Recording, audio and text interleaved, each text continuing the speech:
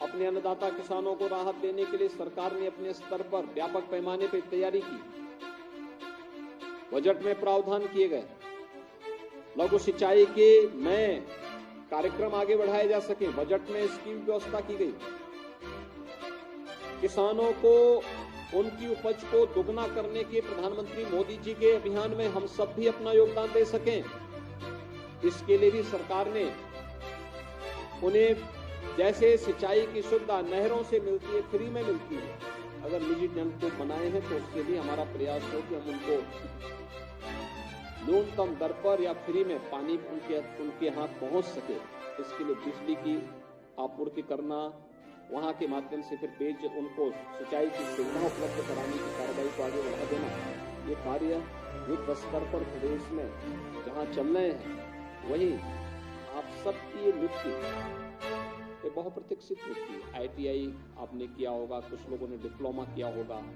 उत्तर प्रदेश अधीनस्थ सेवा चयन आयोग के द्वारा नियुक्ति की प्रक्रिया प्रारंभ हुई और नियुक्ति की प्रक्रिया के बाद आपका सिलेक्शन हुआ। आज 242 सहायक बोरिंग टेक्नीशियन की नियुक्ति पत्र हम यहाँ पे वितरित कर रहे हैं। ये वास्तव में आपके लिए एक अवसर है, लेकिन अवसर हमें अपनी जिम्मेदारियों को भी समझना है।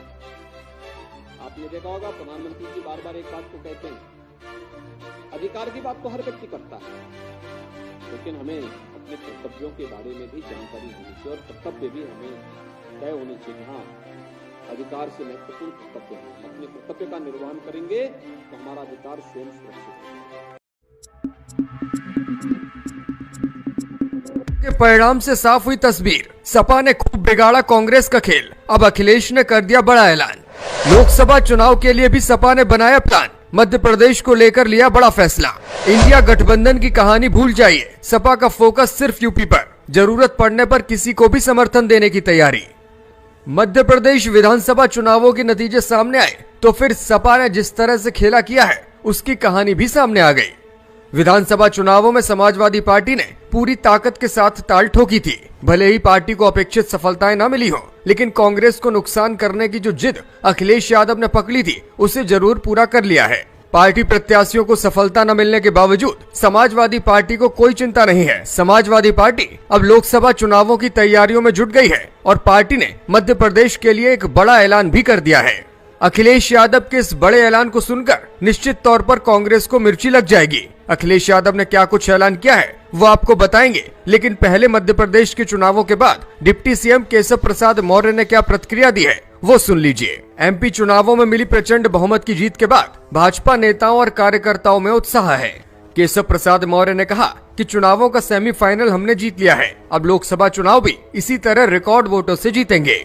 उन्होंने कहा कि ठग बंधन की गांठें खुल चुकी हैं, जनता ने इन लोगों को नकार दिया है। जनता कांग्रेस के भ्रष्टाचार से तंग आ चुकी है और यही वजह है कि कहीं भी कांग्रेस का साथ जनता देती हुई नजर नहीं आ रही। सोशल मीडिया पर पोस्ट करते हुए लिखा, प्रधानमंत्री नरेंद्र मोदी के नेतृत्व का डंका बज रहा है। पीएम मोदी का नेतृत्व और भाजपा की विचारधारा को विधानसभा चुनावों में समर्थन मिल रहा है। कांग्रेस का सुपड़ा साफ हो रहा है। चलिए, ये तो बात हुई केशव प्रसाद मौर्य के बयान की। अब बात करते हैं समाजवादी पार्टी की उस रणनीति की जिसके जरिए अखिलेश यादव लोकसभा चुनावों में भी कांग्रेस को परेशान करने जा रहे हैं। दरअसल समाजवादी पार्टी ने ऐलान किया है कि अब मध्य प्रदेश के खजुराहो में पार्टी अपना बड़ा दफ्तर बनाएगी। इसके लिए पार्टी की ओर से 2 प्लॉट भी खरीदे गए हैं। सपा की रणनीति लोकसभा चुनावों में हिंदी पट्टी के तमाम राज्यों में उम्मीदवार उतारने की है। सूत्रों की माने तो मध्य प्रदेश की 6 से 7 लोकसभा सीटों पर सपा अपने उम्मीदवार मैदान में उतारेगी। लोकसभा चुनावों में सपा की नजर मुख्य तौर पर बुंदेलखंड की सीटों पर है।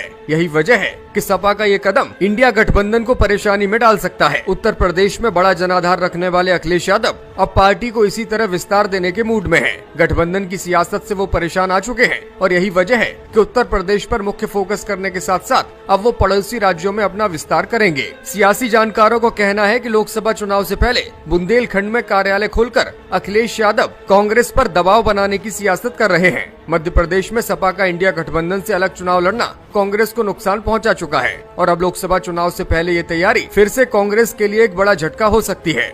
कहा यह भी जा रहा है कि इंडिया गठबंधन के नेता अब समाजवादी पार्टी और अखिलेश यादव को मना सकते हैं। बिहार के नेताओं की ओर से पहल की जाएगी और इंडिया गठबंधन में फिर से समाजवादी पार्टी को सम्मान दिलाने की तैयारी भी की जाएगी।